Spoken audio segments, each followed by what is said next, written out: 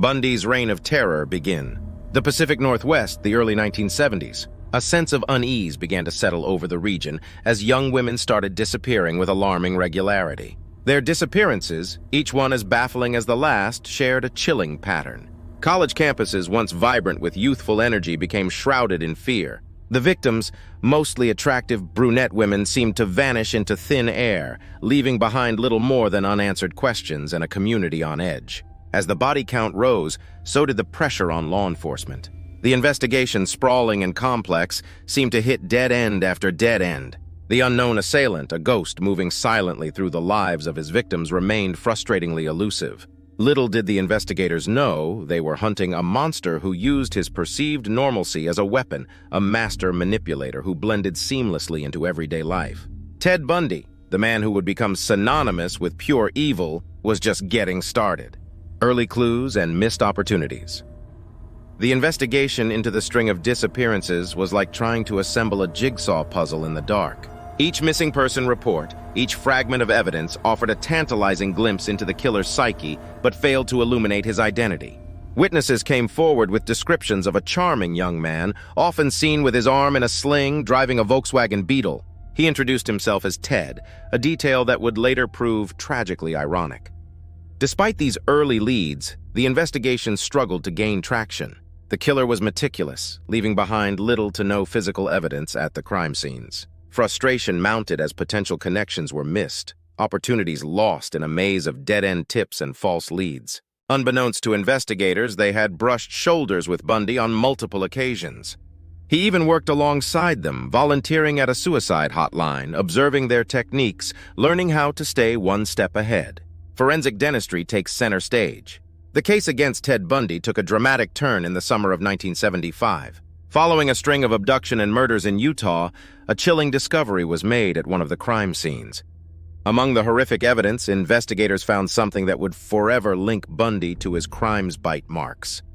The victim, Lisa Levy, had been brutally attacked, and imprinted on her flesh was a piece of forensic gold. Enter forensic odontologist Dr. Richard Souviron. Souviron, a pioneer in his field, meticulously compared the bite marks on Levy's body to molds taken of Bundy's teeth. The match was undeniable. The irregular shape of Bundy's teeth, a unique identifier like a fingerprint, sealed his fate. This marked a turning point in the case, shifting the focus squarely onto Bundy and providing irrefutable physical evidence that would ultimately lead to his conviction. Bundy's daring escapes and incriminating mistakes. Even with mounting evidence against him, Ted Bundy remained a slippery adversary. His ability to blend in, to project an image of normalcy, worked to his advantage. He escaped custody twice, once in Colorado while ostensibly researching legal precedents in a courthouse library, and again in Aspen, Colorado while supposedly preparing for a court appearance. His escapes, audacious and meticulously planned, only served to solidify his image as a cunning criminal mastermind in the public eye. However, Bundy's escapes, while daring, were not without consequence. Each time he broke free from custody, he left behind a trail of forensic breadcrumbs. Fibers from his clothing found in getaway cars, eyewitness accounts placing him near crime scenes, and even hairs recovered from his makeshift hideouts all added to the ever-growing mountain of evidence against him. With each misstep, Bundy inadvertently tightened the noose of justice. The prosecution builds its case with forensic evidence. As the net closed in on Ted Bundy, the prosecution meticulously assembled a case that relied heavily on the burgeoning field of forensic science. Hair and fiber analysis, still in its infancy at the time, played a crucial role in linking Bundy to multiple crime scenes. Fibers found in his Volkswagen Beetle matched those found on the clothing of several victims. Hairs recovered from his apartment were a near-perfect match those found at the scenes of several murders. The prosecution presented a compelling narrative, weaving together eyewitness testimony, circumstantial evidence, and, most damningly, the irrefutable forensic evidence that placed Bundy at the heart of this gruesome saga. The bite mark evidence presented by Dr. Souviron proved to be particularly compelling to the jury. The science, presented in a clear and concise manner, demystified the complexities of forensic odontology and showcased its power in identifying criminals with a high degree of certainty. Bundy faces justice. The weight of evidence against Ted Bundy was overwhelming. The trial, a media sensation, captivated the nation as the prosecution meticulously laid out the case against him. Bundy, representing himself in court, attempted to maintain his facade of innocence. He portrayed himself as a victim of circumstances, a helpless pawn in a much larger conspiracy. However, his attempts at manipulation so effective in the past were no match for the cold, hard facts presented against him. The jury, faced with the undeniable truth of Bundy's crimes, deliberated for several hours before returning with a unanimous verdict: guilty. The courtroom erupted in gasps as the judge sentenced Bundy to death. The sentence, a long-awaited victory for the families of the victims, marked the beginning of the end for one of America's most notorious serial killers. The role of forensic science in Bundy's conviction. The Ted Bundy case stands as a chilling reminder of the dark potential that can lurk beneath a veneer of normalcy.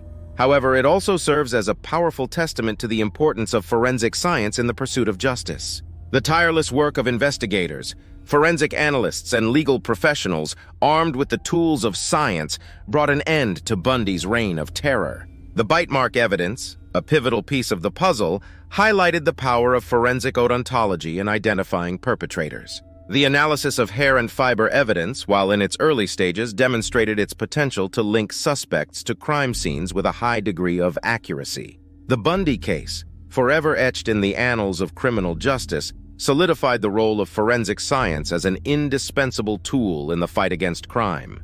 The Bundy case's enduring impact on criminal profiling and forensic science. The Bundy case sent shockwaves through law enforcement agencies nationwide. It forced a reassessment of investigative techniques and highlighted the need for a more sophisticated understanding of criminal behavior. The case, with its chilling blend of charisma, cunning, and brutality, gave rise to the field of criminal profiling.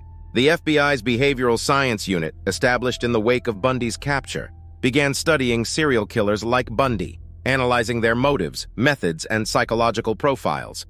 This new approach to criminal investigation, focused on understanding the why behind the who, revolutionized how law enforcement approached complex cases.